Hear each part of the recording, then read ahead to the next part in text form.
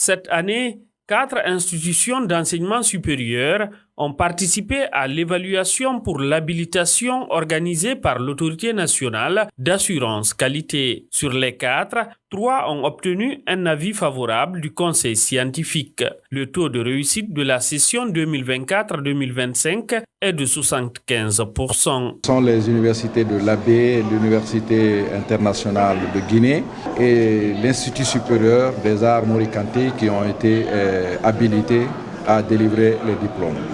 Quant au programme, il y a 29 programmes qui ont été évalués et il y a 16 qui ont eu l'avis favorable du conseil scientifique. C'est encourager les universités à continuer à s'engager dans l'assurance qualité parce que notre mission c'est de former des diplômés qui trouvent de l'emploi.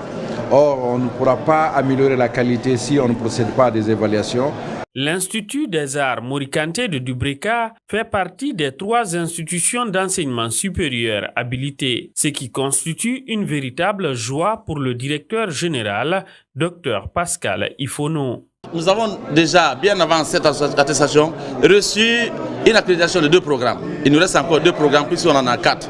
Donc c'est une bataille qui continue et ma joie est très grande. Et c'est pourquoi je profite de l'occasion pour remercier tous les enseignants, tous les travailleurs de l'Institut des arts Mori Kanté qui se sont battus tous les jours pour que nous puissions atteindre cet objectif-là. Cette procédure de qualification des institutions d'enseignement supérieur est l'objectif du ministère de tutelle. Nous avons été clairs. Il faut que les institutions d'enseignement supérieur continuent à participer à ce processus parce que la Guinée a ratifié une convention au niveau des Nations Unies qui dit que pour qu'un diplôme soit reconnu dans une institution, il faudrait qu'elle soit délivrée par une institution habilitée et par un programme accrédité.